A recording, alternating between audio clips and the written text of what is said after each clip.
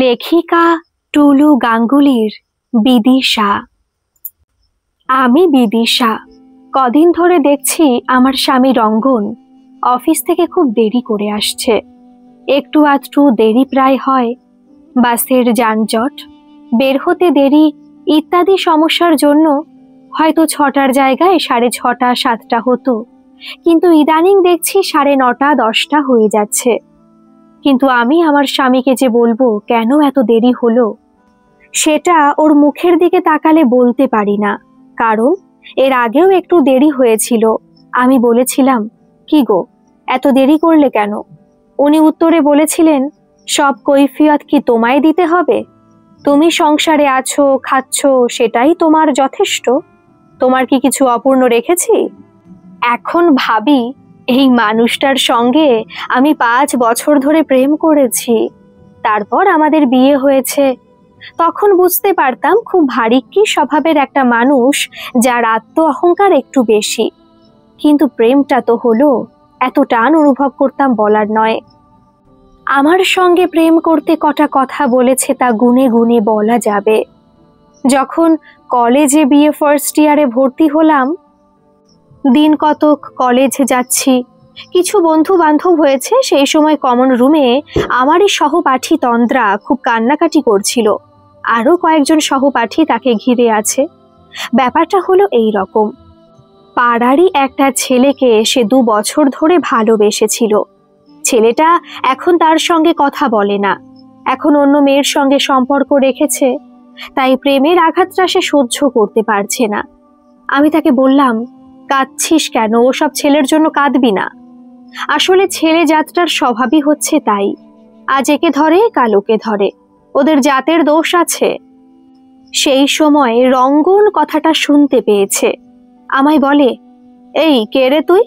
একটা ছেলের জন্য তুই সকল ছেলেকে দোষ দিচ্ছিস যে, আর মেয়েরা বুঝি ধোয়া তুলসী পাতা? সেই দেখেছিলাম রেগে গিয়ে দুটো কথা আমায় বলেছিল। তবে আমিও ছাড়ার পাত্রী নই, যা না তাই বলে দুটো কথা শুনিয়ে দিয়েছিলাম। আমি কি তোমাকে বলেছি? তোমার গায়ে লাগছে কেন? যারা করে তাদের গায়ে লাগবে। সকল পুরুষ বলতে যে তুমি আছো এমন তো নয়। আমি যে গড় গড় করে অত কথা বলে গেলাম, একটাও উত্তর দেয়নি। রঙ্গনের 3rd ইয়ার তখন শেষ হবে হবে, ওই পরীক্ষার পারপাসে 2-1বার কলেজে দেখা দিতে আসতো। ও বিকমে পড়ছে। সেই হলো আমার সর্বনাশ। ওর সঙ্গে যোগাযোগ হলো, ওর প্রেমে হাবুডুবু খেলাম। ওর সঙ্গে আমার তখন তেমন ভাবে পরিচয় হয়নি। কলেজে আসতাম যেতাম, মনটা যেন খচখচ করতো। ও কোনো দরকারে আজকে কলেজে আসেনি তো, না এসেছে কে জানে। এদিক ওদিক তাকাতাম, আনমনা হয়ে থাকতাম। ওমা, কলেজ থেকে বেরিয়েছি বাড়ি যাব বলে সেই সময় রঙ্গন বাইকটা নিয়ে আমার সামনে এসে দাঁড়ালো। বলল, এই বাইকে ওঠ। কেন? তোমার বাইকে উঠবো কেন? বয়েই গেছে আমার উঠতে। কি একেবারে এসেই সামনে বাইকে ওঠ! আমি যেন ওনার কেনা বাদী। কে একবারে রাজা মহারাজ এলেন গো? না, এসব কিছুই বলতে পারিনি। আমার কি যে হলো, ওর চোখের দিকে তাকিয়ে আমার মরণ হলো। আমি খুব ভালো নাচ করতাম, প্রোগ্রাম করে বেড়াচ্ছি, রবীন্দ্র নৃত্য করতাম, গীতিনাট্য করতাম। আমার খুব আগ্রহ ছিল। ভেবেছিলাম আস্তে আস্তে এই নাচের প্রোগ্রামটার আরো উন্নতি করব। ভারতনাট্যম, কত্থক এসব শেখার ইচ্ছা ছিল। ওমা, এক জায়গায় একটা প্রোগ্রামে নাম দিয়েছি, সেখানে গিয়ে দেখি আমার নাম নেই। আমাকে সকলে বলছে, প্রোগ্রামে তোর নাম কেটে দিয়ে গেছে তোর কে একজন এসে। তারপর কি আর হবে, কান্নাকাটি ছাড়া আর উপায় নেই, কারণ তারা আমার বদলে একজনকে নিয়ে নিয়েছে। তারপরে শেষমেশ জানতে পারলাম রঙ্গন আমার নামটা কেটে দিয়ে গেছে। তবে বুঝতে পেরেও কিছু বলতে পারলাম না। একটা ভালোবাসার টান অনুভব করতাম, চুম্বকের চেয়েও মারাত্মক একটা আকর্ষণ, অথচ খুব একটা কথা বলে না। আমি যেন কি এক ঘোরে ছিলাম তখন। তারপর কোনো আত্মীয় স্বজনের বাড়ি যাব, হয়তো একাই যাচ্ছি। ঠিক দেখি ওর সঙ্গে আমার রাস্তায় দেখা হয়ে যায়। বাইকে করে আমাকে পৌঁছে দিয়ে আসতো বাড়ির দোর গোড়ায়। খুব একটা যে গল্প গুজব করতাম তা কিন্তু নয়।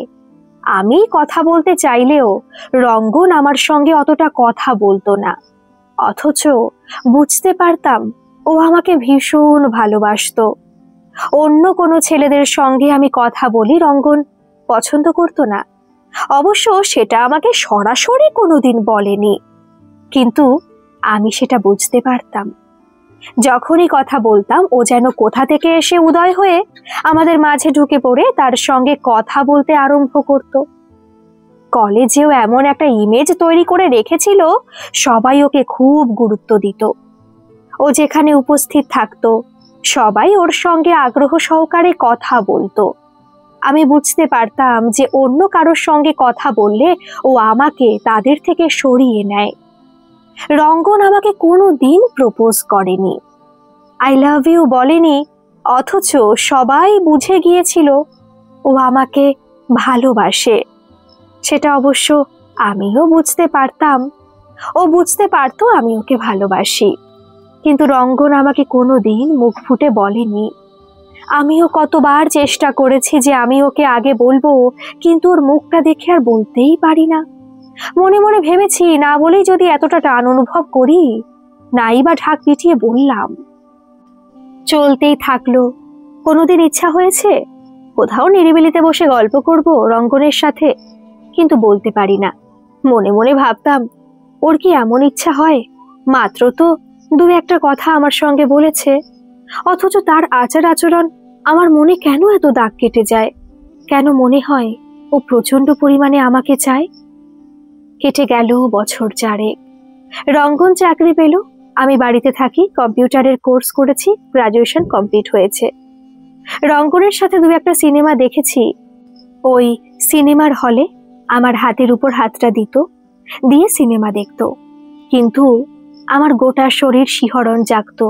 তখন মনে হতো রঙ্গন আমাকে খুব ভালোবাসে, খুব চায়, কিন্তু বলতে পারে না।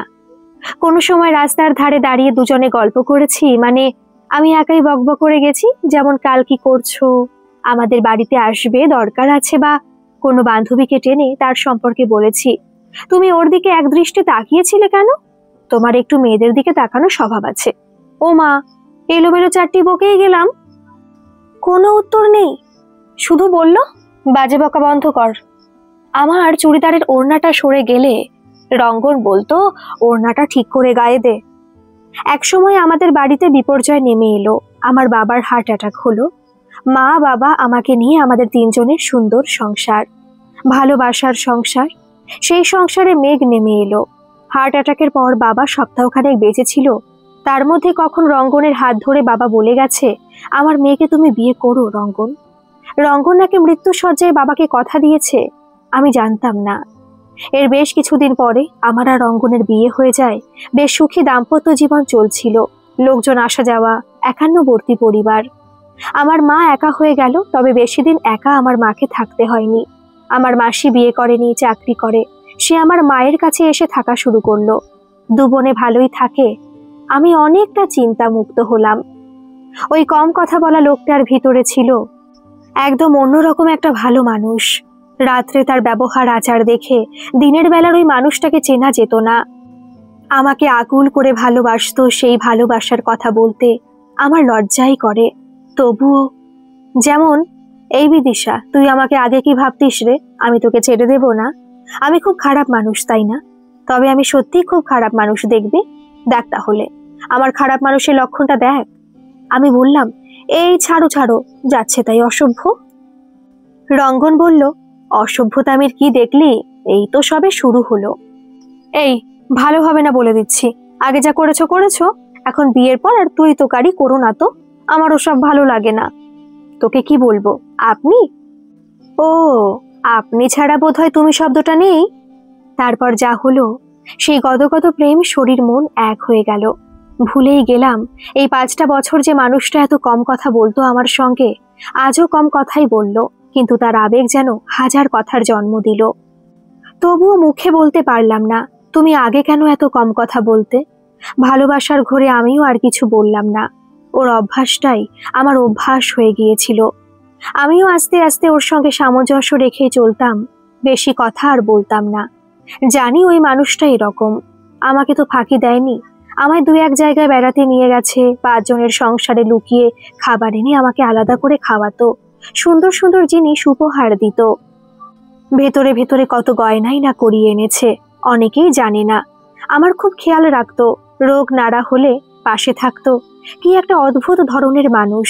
অথচ আমি যদি একটু গল্প গুজব করতাম, দু একটা বেশি কথা বলেছিও পছন্দ করতো না, এবং নিজেও খুব কম কথা বলতো। আমি ওকে খুশি রাখার জন্য চেষ্টা করতাম কম কথা বলতে।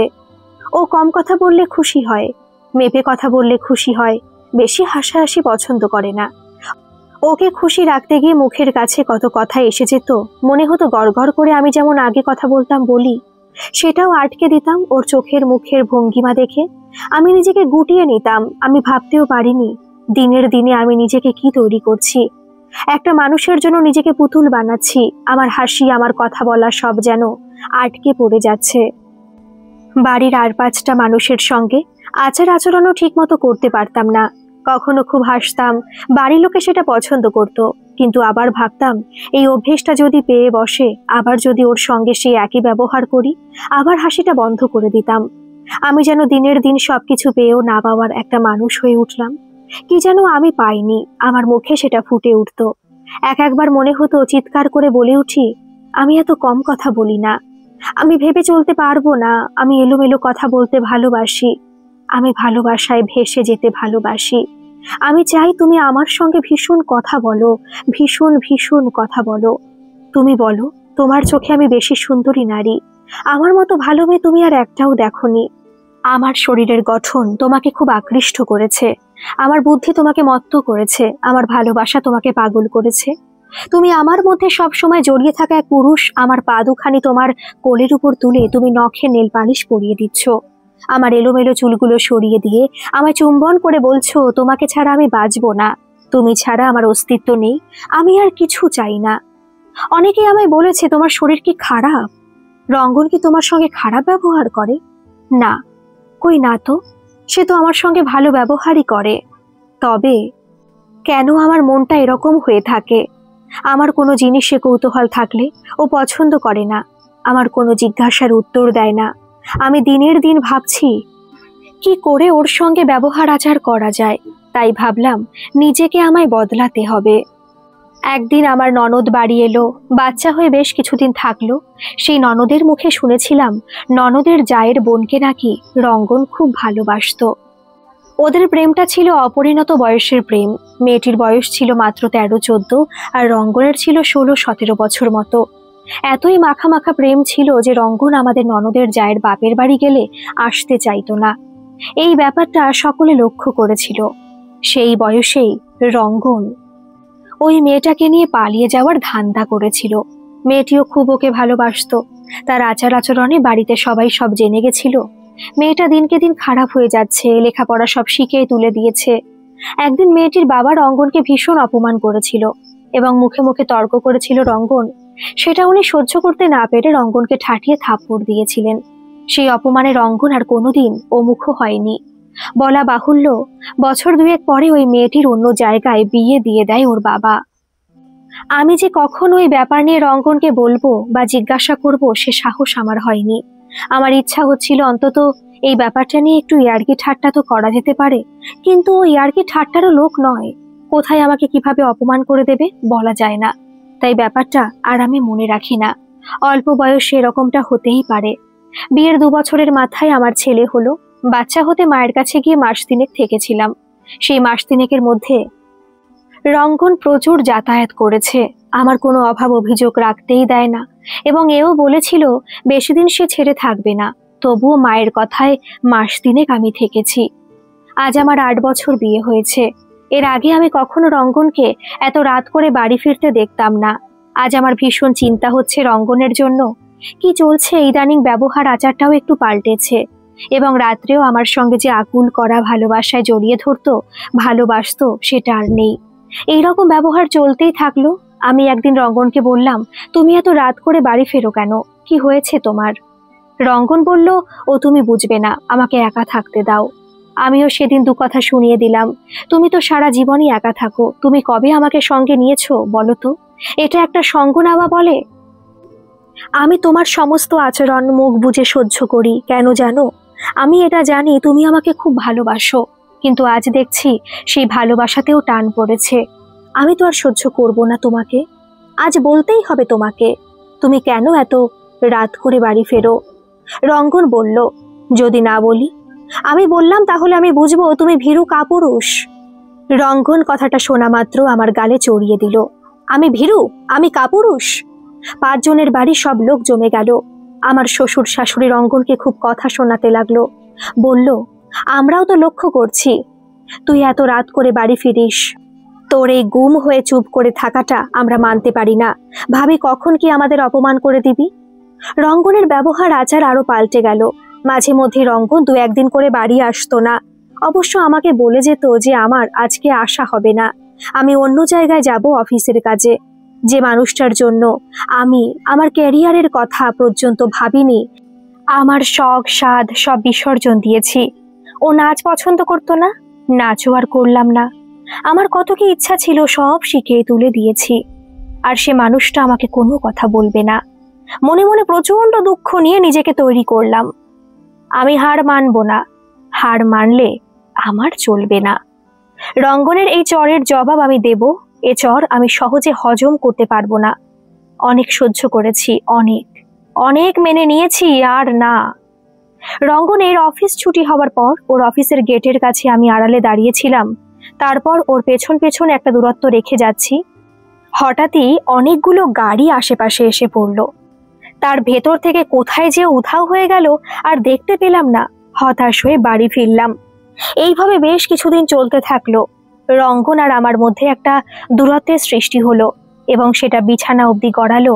রঙ্গন আলাদা ঘরে থাকতো আর আমি আলাদা ঘরে থাকতাম। আমার ছেলে ঠাকুমাকে খুব ভালোবাসে। ছোট থেকেই সে ঠাকুমার ন্যাওটা, তাই সে ঠাকুমার কাছে রাতে ঘুমাতো। রঙ্গন আর আমার ঝামেলা ছেলেটা অত জানতো না। রঙ্গনকে সব সময় দেখতাম খুব বিষণ্ণ হয়ে বাড়ি ফিরতো।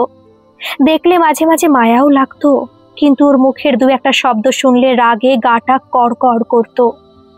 তুমি আমার জন্য অপেক্ষা করে থাকবে না, তুমি তোমার খাওয়া খেয়ে নেবে, আমি আমারটা এসে ঠিক আমার ব্যবস্থা করে নেব। আমার এসব ভালো লাগে না। ছেলে বাবুলকে রঙ্গন খুব ভালোবাসে, কিন্তু এই কিছুদিন দেখছি ছেলেকে সে আরো আরো ছাড়ো ছাড়ো করে থাকে। আর আগের মতন এসে জড়িয়ে ধরে আদর করে না, ভালোবাসে না। কি কিনে দেবে না কিনে দেবে কিচ্ছু বলে না। আমি যখন দেখলাম ওর সঙ্গে আমার কোনো সম্পর্কই নেই, ও আমার সঙ্গে কোনো রকম সম্পর্ক রাখে না, আমার প্রয়োজন ওর কাছে ফুরিয়েছে, তাই আমি সিদ্ধান্ত নিলাম মায়ের কাছে চলে যাব। অবশ্য মাকে বা মাসিকে কিছু বলবো না, এমনি থাকবো। মায়ের কাছে গেলাম। বাদ সাধলো ছেলের লেখাপড়া। আর ছেলে তাছাড়া নিজের বাড়ি ছাড়া কোথাও যে থাকতে চায় না। তাই সপ্তাহখানেক থেকে বাড়ি ফিরলাম। বাড়ি ফিরে যা জানলাম যে এই সপ্তাহখানেক নাকি রঙ্গন বাড়িতে আসেনি। মনটা ভারাক্রান্ত হয়ে গেল। কি করব না ভেবে পাচ্ছি না। একবার ভাবি যে যা পারে করুক, তুড়ি মেরে সরিয়ে দিই। আমি আমার মতো থাকি, কিছু একটা কাজের সন্ধান করি, ছেলেকে ছেলের মতো স্কুলে পাঠাই, সংসার নিয়ে ব্যস্ত থাকি, নিজেকে নিয়ে ব্যস্ত থাকি। কর্মক্ষেত্র কাগজ নিতে লাগলাম। হঠাৎই একটা কাগজে দেখলাম আমার যোগ্যতা অনুযায়ী ইন্টারভিউ দেওয়া যাবে, তাই বেরিয়ে পড়লাম। রাস্তায় আমার বান্ধবী উর্মিলার সঙ্গে দেখা হয়ে গেল। উর্মিলা বলল, কিরে কোথায় যাচ্ছিস? তোকে একটা কথা জিজ্ঞাসা করব করেও জিজ্ঞাসা করা হয়নি, আর তোর সঙ্গে তো আমার অনেকদিন কোনো দেখা সাক্ষাৎও হয়নি। আমি আগ্রহ সহকারে বললাম, কি কথা? ও বলল, জানিস আমি রঙ্গনদাকে দেখলাম। একটা হসপিটালে একটা অসুস্থ মহিলাকে নিয়ে ঢুকলো। সম্ভবত মনে হলো মহিলাটির খুব কঠিন রোগ হয়েছে, তাকে হসপিটালে মনে হয় অ্যাডমিট করাতে যাচ্ছে। মেয়েটা খুব অসুস্থ। আমি যে রঙ্গনদাকে কিছু বলবো সে সুযোগ হলো না, আমার গাড়িটা ছেড়ে দিল। আমি মনে মনে অপ্রস্তুত হলাম, খুব অবাক হলাম। তারপর নিজেকে সামলে নিয়ে বললাম, উর্মিলা তুই কেমন আছিস বল। উর্মিলা বলল, কই বললি না তো, কি ব্যাপার? কে ওই মহিলা? বানিয়ে আমতা আমতা করে বললাম, আরে ওর মাসতুতো বোনের খুব শরীর খারাপ, তাই। ভাবলাম ঠিকানাটা তো উর্মিলার থেকে কায়দা করে জানতে হবে। বানিয়ে বললাম, আমি তো সেখানেই যাচ্ছি, আমার মাসি শাশুড়ির বাড়ি, তবে কোন হসপিটালে নিয়ে গেছে জানি না। আসলে আমি কদিন মায়ের কাছে ছিলাম, রঙ্গনকে আর জিজ্ঞাসা করা হয়নি। তারপর ঠিকানা জানলাম, চাকরি মাথায় উঠলো। গেলাম হসপিটালে, কিন্তু এত বড় হসপিটাল কি করে জানবো? নামধাম তো কিছুই জানি না। সেদিন কিছু জানতে পারলাম না, তবে এটা ভেবে সান্ত্বনা পেলাম কোনো মেয়ে মানুষের চক্রে পড়েনি। হয়তো কোনো চেনা জানা মেয়ে হবে যাকে অসময়ে পাশে থেকে সাহায্য করছে। সেটা তো আমায় বলতে পারতো। আমি তো মানুষ নাকি? আমি কি কিছু বুঝতাম না? বাড়ির লোকও খুব চিন্তা করছে, এতদিন রঙ্গন কেন বাড়ি ফেরেনি। আমি যে খবরটা পেয়েছি সেটা আর বাড়িতে বললাম না। আবার পরের দিন বের হলাম। খুব দ্বিধা দ্বন্দ্বে ছিলাম কি করে সব জানবো। তারপর ওই হসপিটালে গেটের কাছে দেখি কতগুলো মানুষজন একটা ডেড বডি নিয়ে বেরোচ্ছে। আমি এগিয়ে গেলাম, গিয়ে দেখি রঙ্গন ওই মৃতদেহের মাথার কাছে ধরে আসছে। আমি সঙ্গে সঙ্গে আড়াল হলাম। সেইখানে দেখলাম আমার বিয়ের সময় এসেছিল আমার ননদের যাকে। তারই মাঝে ফাঁকফোকর বুঝে তার সঙ্গে একান্ত গোপনে কিছু কথাবার্তা আলোচনা করলাম। সে যা বলল শুনে আমার হাড় হিম হয়ে গেল। আমি ভাবতেও পারিনি রঙ্গন এই চরিত্রের মানুষ। আমি বিশ্বাস করতে পারছি না, এটা হতে পারে না। রঙ্গন যেরকমই হোক না কেন, অন্তত এই চরিত্রের নয়। তবে বিশ্বাস না করি বা কি করব, সব প্রমাণ তো পাওয়া গেল, কিন্তু মন মানতে চাইনি। সব জেনে আমি বুঝে উঠতে পারছি না আমার কি করা উচিত বা কি করা উচিত নয়। আমার খুব কষ্ট হচ্ছে। আমার চিৎকার করে আকাশ বাতাস এক করে বলতে ইচ্ছে করছে, রঙ্গন তুমি পারলে আমাকে ঠকাতে, আমার সঙ্গে প্রতারণা করতে। ছি ছি রঙ্গন, তোমায় আমি ঘৃণা করি, খুব ঘৃণা করি। এই বছর দুয়েক আগে রঙ্গনের সঙ্গে দেখা হয় আমার, ননদের জায়ের সেই বোনের সঙ্গে, যাকে রঙ্গন আগে ভালোবাসতো। অল্প বয়সে যাকে নিয়ে পালিয়ে যেতে চেয়েছিল। নাম তার বকুল। বকুল এক জায়গায় বসে ফুল বিক্রি করছিল। সে রাস্তা দিয়ে রঙ্গন বাড়ি ফিরছিল। হঠাৎ বকুল রঙ্গনকে চিনতে পেরে রঙ্গনদা রঙ্গনদা করে ডেকে ওঠে। রঙ্গন মুহূর্তে খুব অবাক এবং আপ্লুত হয়ে যায়। জীবনে সে এই একটা মেয়েকেই ভালোবেসেছিল। তার স্বর তার বুকে গাঁথা আছে। বকুলের গলা শোনা মাত্র সে চমকে ওঠে আর বকুলকে এই অবস্থায় দেখে খুব কষ্ট পায়। বকুলকে বলে, তুমি এটা কি করছো? কি হয়েছে তোমার? তারপর লজ্জা ঘৃণার মাথা খেয়ে দুজনে দুজনকে জড়িয়ে ধরে, যেন কত জন্মের না পাওয়া ভালোবাসা ফিরে পেয়েছে। রাস্তার মাঝে লোকে দেখে অবাক হয়। তারপর খানিক বাদে সম্বিত ফিরে আসে। শুরু হলো বকুলের সঙ্গে দেখা সাক্ষাৎ আনাগোনা। এদিকে বকুলের জীবনে ঘটে গেছে আর এক ঘটনা। বিয়ের 5 বছরের মধ্যে বাচ্চা হয়নি বলে তাকে তার স্বামী বাজে অপবাদ দেয় এবং তার সঙ্গে সমস্ত সম্পর্ক ছিন্ন করে দেয়। বাপের বাড়িতে সে থাকে। শোনা যায় বকুলকে ছেড়ে দিয়ে সে আবার বিয়ে করেছে। বকুল বাড়ি এসে মা বাবার কাছে থাকে। তারপর তার মা বাবাও বছর দুয়েকের মাথায় মারা যায়। বকুল একা হয়ে যায়। তাই তার নিজের পেট চালাতে হবে, কি করবে? সেই জন্যই একজনের পরামর্শে সে ফুল বিক্রি করা শুরু করে। আমি অবাক হয়ে বকুলের দিদিকে জিজ্ঞাসা করলাম, দিদি আপনি এত কিছু জানেন, আমাকে তো একবার জানাতে পারতেন। বকুলের দিদি বলল, না গো বিদিশা, আমি তোমাকে জানাবার মতো সুযোগ পাইনি। আমি জেনেছি এই কিছুদিন, কারণ আমি এখানে ছিলাম না। আমি যদি জানতাম তোমার ননদও তো জানতো। তাছাড়া বেশ কিছুদিন আমার স্বামীর কাজের সূত্রে অন্য রাজ্যে থাকতাম, তাই বকুল সম্বন্ধে অত কিছু জানি না।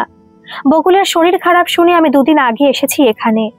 রঙ্গন ভুলে গেল তার সংসার কি, তার বাচ্চা আছে, বউ আছে, সেদিকে ধ্যান দিল না।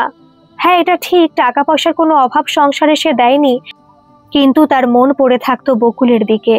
এখন বুঝতে পারছি আমাকে সে কখনোই ভালোবাসেনি। আমার মধ্যে সে বকুলকে খুঁজে বেরিয়েছে। ওই কটা বছর বকুলের সঙ্গে যোগাযোগ নেই বলে আমাকে গ্রহণ করেছিল। তাই সে এত কম কথা বলতো। আমার কাছে কখনো নিজেকে মেলে ধরেনি। সে আকুল করা ভালোবাসাও থাকেনি। আমি ছিলাম তার শরীরের চাহিদা মেটানোর বস্তু। বকুলের সাথে দেখা হওয়ার পর প্রথম প্রথম সে বকুলের কাছে আসা যাওয়া করত, কিন্তু তার কিছুদিন পরেই মাঝে মধ্যে 1 রাত 2 রাত করে থেকে যেত। প্রতিবেশীর কাছে অপমানিত হয় রঙ্গন, কারণ একটা যুবতী মেয়ে মানুষের কাছে থাকাটা তারা কেউ মানতে পারে না। তারপর রঙ্গন কলকাতায় বকুলকে ঘর ভাড়া করে নিয়ে চলে যায় এবং সেখানে স্বামী স্ত্রী পরিচয় থাকে। তারপর ঘি আর আগুন পাশাপাশি থাকলে তো সর্বনাশ হবেই। রঙ্গন বকুলের ভালোবাসায় অন্ধ ছিল। সে বকুলকে এতটাই ভালোবাসতো যে মান অপমান তার গায়ে লাগেনি। বকুলের বরটাই ছিল হয়তো বাজা। বকুল আজ রঙ্গনের বাচ্চার মা। রঙ্গন বকুলকে রাজরানী করে রেখেছে। বকুলকে নিয়ে রঙ্গন কত জায়গায় বেড়াতে গেছে, কত গল্প করেছে। রঙ্গন যে এত কম কথা বলতো তা কিন্তু নয়, সবসময় যেন রঙ্গন আর বকুল হাসি আনন্দে ভরে থাকতো। রঙ্গন নাকি বাড়ি যেতে চাইতো না, শুধুমাত্র বকুলের কথায় বাড়িমুখো হতো। বকুলের কপালে এত সুখ ছিল। আজ আমার বকুলের উপর হিংসে হয়, খুব হিংসে হয়। বকুল মরে গেলেও আমায় হারিয়ে দিয়ে গেছে। আবার ভাবি, আমি কি কোনো প্রতিযোগিতায় নেমেছিলাম যে হার জিতের হিসাব করব? বাচ্চা হবার 4 মাস বাদে বকুলের প্রচুর ব্লিডিং শুরু হয়। এ হসপিটাল সে হসপিটাল, নানান জায়গায় ঘুরতে হয় রঙ্গনকে বকুলকে নিয়ে। শেষ রক্ষা হলো না আর। বকুল মারা যায়। এটা রঙ্গন কিছুতেই মানতে পারছে না। রঙ্গন বিরাট ভেঙে পড়ে, খুব কাঁদতে থাকে। এখন সে কি করবে? এই ছেলেকে সে কোথায় রাখবে? নানান কিছু চিন্তা করছে হয়তো ছেলের জন্য। আমি আড়াল থেকে বকুলের সৎকার অবধি দেখলাম রঙ্গন তার মুখাগ্নি করলো। বকুলের শয়ে জল ঢেলে রঙ্গন খুব ভেঙে পড়ে। তারপর এক জায়গায় বসে হাঁটু মুড়ে তার উপর হাত দুটো রেখে তার মধ্যে মাথা গুজিয়ে বসে থাকে। রঙ্গনকে এই অবস্থায় দেখে আমারও খুব খারাপ লাগলো।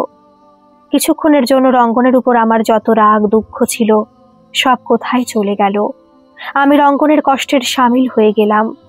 ভুলে গেলাম রঙ্গন যে সবার সামনে আমায় চড় মেরে অপমান করেছিল তার জবাব দিতে। ভুলে গেলাম এই বিবাহিত জীবনে বছর 3 আমার প্রতি রঙ্গনের দুর্ব্যবহারের কথা, যেদিন থেকে বকুলের সঙ্গে ওর আবার দেখা সাক্ষাৎ হয়েছে। একবার মনে হচ্ছিল রঙ্গনের মাথায় হাত দিয়ে রঙ্গনকে একটু সান্ত্বনা দিই। আবার ভাবি, না না, রঙ্গনকে এতটা প্রশ্রয় দেওয়া উচিত হবে না। আজ বকুল থাকলে রঙ্গনকে আর পায় কে? আমার জায়গা রঙ্গনের মনে কোথায়? জানি রঙ্গনের মনে আমার স্থান নেই, তবুও কেন পারছি না রঙ্গনকে দূরে সরিয়ে দিতে? আমি তো তাকে মন প্রাণ দিয়ে ভালোবেসেছি। ভালোবাসায় কি আর অত হিসাব নিকাশ আসে? আজ হঠাৎ করে রঙ্গনের এই কেচ্ছা জানলাম বলে রঙ্গনকে মন থেকে সরাতে পারবো? তার জন্য হয়তো খানিক সময় দরকার। তবু আমি রঙ্গনের সামনে গেলাম না। মনে পড়ল রঙ্গন আর বকুলের ওই 4 মাসের একরত্তি ছেলের কথা। ওই শিশু তো কোনো পাপ করেনি, ওর কি দোষ? আমি তো মায়ের জাত, আমার কি করা উচিত? না না, এত ভাববো না। আমি বড্ড দুর্বল। এখান থেকে সোজা বাড়ি চলে যাই। পরের দিন উকিলের থেকে ডিভোর্স পেপার এনে ছুঁড়ে মারি রঙ্গনের মুখে, সেটাই চরের জবাব হবে। তবুও আমি একজন মা, মন মানল না। খোঁজ নিয়ে ছুটে গেলাম বকুলের ঘরে। গিয়ে দেখি একজন 50 ভদ্র মহিলা খুব চেঁচামেচি করছে, সেই সঙ্গে বাচ্চাটাও কাঁদছে। পরে জানলাম ওই ভদ্র মহিলা বাচ্চাটির দেখাশোনা করে। বাবা, এমন বাপ জন্মে দেখি না। বউ মরে গেল বলে ছেলেকে দেখবি না, তার একটা ব্যবস্থা করবি না? বউয়ের শেষ কৃত্য করে নিজে কোথায় উধাও হয়ে গেল। ছি ছি, সকলে খুঁজতে লেগেছে রঙ্গন বাবুকে, তারা কোথাও দেখতে পায়নি। এখন আমি কি করব? আমারও সংসার আছে, বলতে থাকে সেই মহিলা। বাচ্চাটাকে দেখে আমার ভীষণ মায়া হতে লাগলো। কি করব? এই পরিস্থিতিতে আর কিছু ভাবতে পারলাম না। কিছু না ভেবেই তাকে বুকে তুলে নিলাম। কাজের মহিলাটি জানতে চাইল কে আমি। আমি কোনো কিছু জবাব দিলাম না। বললাম, জানবেন, ওর আর এক মায়ের কাছেও আছে। মহিলা আপত্তি জানালো, বলল, না, আমি রঙ্গন দাদাবাবুর সন্তানকে কাউকে দিতে পারবো না। যদি রঙ্গন দাদাবাবু ফিরে এসে আমায় জানতে চায়, আমি কি বলবো? আমি ভাবলাম, মহিলা তো ঠিক কথাই বলেছে, সত্যি তো, তার দায়িত্ব সে পালন করছে। তাই আমি আমার কোল থেকে ছেলেটিকে নামিয়ে বিছানায় দিলাম। এবার আমি চলে যাচ্ছি। সেই সময় বাচ্চাটি এমন কাঁদতে লাগলো যে বলার নয়। বারবার যখন কোলে নিচ্ছি চুপ হয়ে যাচ্ছে, আর যখন নামিয়ে দিচ্ছি তখন আবার জোরে চিৎকার করে কেঁদে উঠছে। আমি দোটানায় পড়ে গেলাম। তারপর আর কিছু না ভেবে বাচ্চাটিকে কোলে তুলতে গেলাম। মনে পড়ে গেল আমার প্রতি রঙ্গনের দুর্ব্যবহারের কথা। অসহ্য, ভীষণ অসহ্য লাগলো। আমার গুরুত্ব তার জীবনে কোনো দিনই ছিল না, আর আজ তো নেই। যেটুকু প্রথম প্রথম ভালোবেসেছিল তা কেবল বকুলের দেখা পাইনি বলে। না না, এরকম মানুষকে কোনো সাহায্য করা আমার উচিত নয়। মনে করব রঙ্গনের এই দিকটা আমি কিছুই জানি না, একটা বদমেজাজি চরিত্রহীন লোক। তার সন্তানের আমি মা ভাবতে আমার ঘৃণা করে, খুব ঘৃণা হয়। আর দুবার ভাবলাম না। সকল মায়া ত্যাগ করে বাচ্চাটিকে রেখে আমি বাড়ির উদ্দেশ্যে চলে যাচ্ছিলাম। সেই সময় পেছন থেকে রঙ্গন আমায় ডাকলো, বিদিশা, বিদিশা। রঙ্গনকে দেখে আমার মনে হচ্ছিল দোষী সাব্যস্ত হওয়া কাঠগড়ায় এক আসামি। তার সঙ্গে কোনো কথায় জড়াতে আমার মন চাইল না, বরঞ্চ আমি আরো বেশি নির্বাক হয়ে গেলাম। রঙ্গন তার বাচ্চাটিকে আমার কোলে তুলে দিতে চাইল। এই অবস্থায় আমি কি করব ভেবে পাচ্ছিলাম না। না পারছি হাত বাড়িয়ে নিতে, না পারছি হাত গুটিয়ে চলে যেতে। কি যে আমার ভেতর চলছে, আমি জানি না কি করা উচিত কি করা উচিত নয়। আমি ভেবে পাচ্ছিলাম না। রাগে জ্বলে উঠলাম চরিত্রহীন লম্পট। লজ্জা করে না, এতটুকু বোধ শক্তি নেই? এখন আমাকে দরকার, তাই না? আমার ঘাড়ে ভর করে নিজের কাজ হাসিল করতে চাইছো? যাও, দূর হয়ে যাও আমার চোখের সামনে থেকে। তুমি খুব খুব খারাপ। না, আমি এসব কিছুই বলতে পারলাম না, শুধু ভেবেই গেলাম। আর নিজের হাত দিয়ে দেখলাম আমার দুগাল দিয়ে চোখের জল ঝরে যাচ্ছে। সেই জল মুছতে মুছতে খানিকক্ষণ চুপ হয়ে দাঁড়িয়েছিলাম। বাস্তবতা অনেক কঠিন।